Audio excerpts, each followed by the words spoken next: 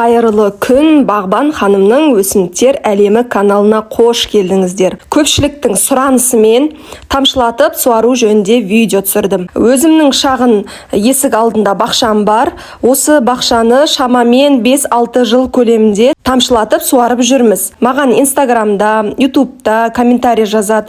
Сіздің тамшылатып суару жайлы видеосын түсіріңізші, көрсетіңізші деген сияқты. Міне осы сұрақтардың жауабы болсын деп тамшылатып суарумен бөлісіп, тәжірибемен бөлісіп, сіздерге пайдалы ақпарат болсын деген ниетпен осы видеоны түсіріп отырмын. Жалпы тамшылатып суару біріншіден суды үнемдейді, екіншіден сіздің уақытыңызды үнемдейді. Ашып қоясыз да басқа тіршілігіңізбен айналысып жүре бересіз.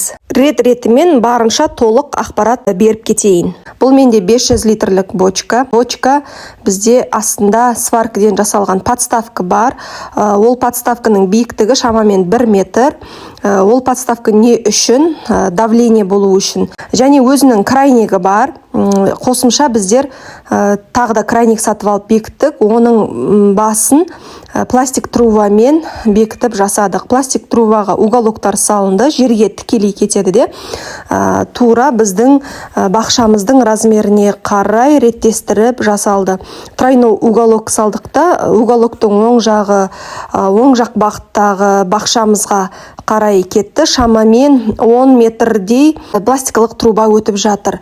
Ал және сол жақ бағыттағы бақшамызға шамамен 13 метрдей пластикалық труба кетті.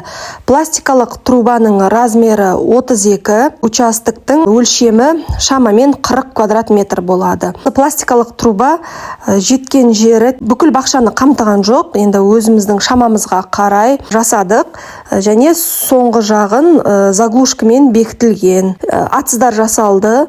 Әр атызға 2 капельный лента жіберілді. Капельный лентаның және атыздың размері ол өзіңіздің қалауыңызша жасалады. Крайник орнатылды. Крайник ол ыңғайлы. Мысалға, оң жақ бағыттағы бақшаны суаратын болсаңыз, сол жақты жауып қоясыз, сол жақты суаратын болсаңыз, оң жақты жауып қоясыз.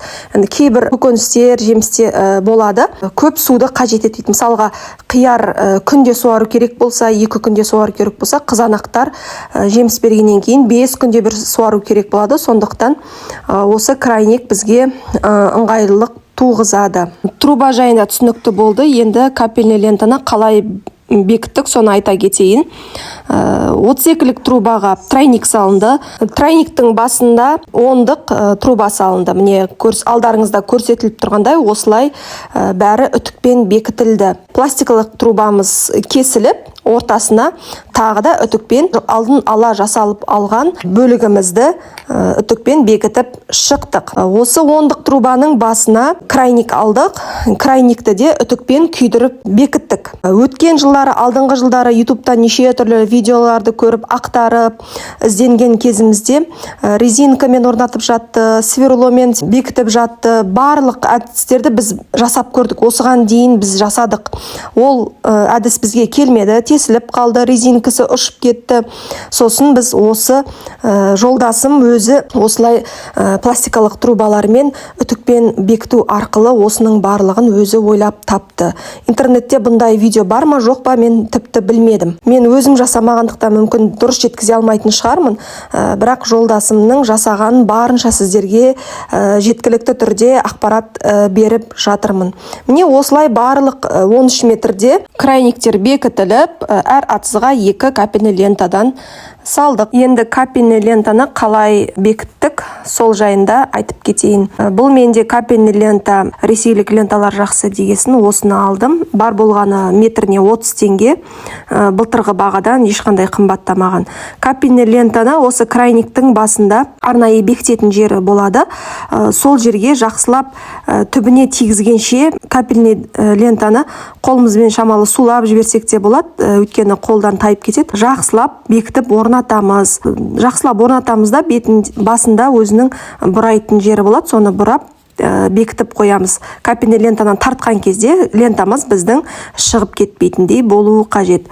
Осылай участкамыздың ұзындығына қарай қанша метр болса да бағыттап аламыз. Менде шамамен 7-8 метр. Және капельный лентаның ұшын қайшымен қиямыз. Қайшымен қиған кезде, мысалы 10 сантиметрлік лента болса, соның тең жартысынан қиғаныңыз жөн болады. Егер капельный лентаның тесігіне жақын қиған болсаңыз, онда заглушканы салған кезде бізге қиындықтар туғызады. Мынадай заглушкалар бар. Заглушкалар менде осымен 4-ші ма 5-ші ма жыл пайдаланып жатырмын, яғни ешқандай бүлінбейді, көпке жарайды. Заглушкаға капельный лентаны тақап саламыз. Сосын барып өзінің бас жағында тартып қаласын. Сол кезде тық етіп белгі шығады да жақсылап бекітіледі. Және осы заглушканы салып болғаннан кейін заглушканың басында өзінің ілетін ыңғайлы жер бар, соны темірмен бекітіп қойдым. Неге? Өйткені жел болған кезде капельный лента жеңіл ғой, желден ұшып кетуі мүмкін. Сондықтан міндетті түрде бас жағын бекітіп қойғандарыңыз жөн болады. Міне биыл новый мынадай заглушканың түрі шығыпты, ол басқашалау екен, бұрайтын түрі. Сондықтан таңдау өзіңізде, қай заглушканы алсаңыз да екеуі де өте ыңғайлы.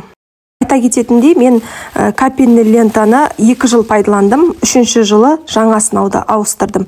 Биыл 10-ды алдым. Жылда 20-лық, 30-ды алатын едім. Құмнан, топырақтан, шаңнан бітеліп қалады да, мысалға көбінесе астарын, помидордың, қиярдың астын бітеліп қалған тексеріп жүремді ыңғайсыз туғызады. Ал 10-ды алсам, ол біздің атызымыздың барлығы толығымен ылғалданады, суарылады. Практикадан, тәжірибеден өткені ол лентаның барынша сантиметрі азын алғандарыңыз жөн болады. 20-30-дықтар егер бітеліп қалған жағдайда сізге өте қиындық туғызады. Оны тесу уже сізге проблема болады. Міне капельный лентаны алып, өзіміздің бағытымыз бойынша өлшеп аламыз да, бас жағын міндетті түрде қиып алып, капельный лентаның крайниктеріне орнатамыз. Кстати, менде осы жерде крайник жоқ. Енді сол кезде осы крайниктерді орналастырған кезде коронавирустың кезі болды. Коронавирустың кезінде бүкіл дүкен жабық, базар жабық. Осыдан неше жыл бұрын, 2-3 жыл бұрын ба зорға тауып алғанымыз крайнигімен болмай қалып, бітіп қалып, крайниксізінде сатып алдық. Енді кейбір жерлерде бізде крайниксіз орналасқан бөліктері бар, үтікпен бекітілгендіктен біздер қайта өзгерте алмадық. Лентаны соңына дейін прям жақсылап бекітеміз. Егер дұрыс бекітпесеңіз, ертең су тамшылайды, су ағады, сізге лишний судың затраты керек емес, былай қарағанда. Міне өстіп капельный лентамызды жақсылап бекітіп алдық та, тартқан кезде түсіп кетпеу керек қой. Біздің участкамыздың ең соңына дейін, барар жеріне дейін өзіміз өлшеп дайындап аламыз да, бас жағын қиып алып. Мендер мысалға осы жерде 100 метрдей капельный лента алып келдім. Лентаны қиып тастаған жоқпын, осылай әр қайсына өлшеп дайындап алып барып қидым. Сосын заглушкамен бекітемін де, әрі қарай темірмен қыстырып қоямын. Меніңше барынша түсінікті қылып жеткізген сияқтымын. Егер түсінбеген сұрақтар болса, көп сөйлеп кеткен болсам, комментарияда бәрін жазып кетіңіздер.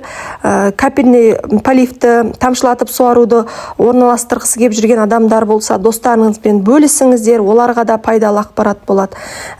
Сіздерге барынша пайдалы болуға тырыстым, және өзімнің жолдасымның ойлап тапқан дүниесімен сіздерге бөлістім. Мүмкін сіздерге де пайдасын тигізіп қалар. Бағалап кетуді ұмытпаңыздар, достарыңызбен бөлісіңіздер. Менің каналыма жазылыңыздар. Инстаграмда каналым бар, ютубта каналым бар. Жазылып, тіркеліп отырыңыздар. Адамда сұраныс көп болған сайын негізі видео шыға бастайды. Міне осы капельный полив тамшылатып суару жайлы сұрақ өте көп болды. Сондықтан осы видеоның туындауына себеп болды. Мүмкін тағы да сіздерге керек ақпарат болып қалар. Сұрақтарыңызды қойып, сұрай беріңіздер. Сау болыңыздар.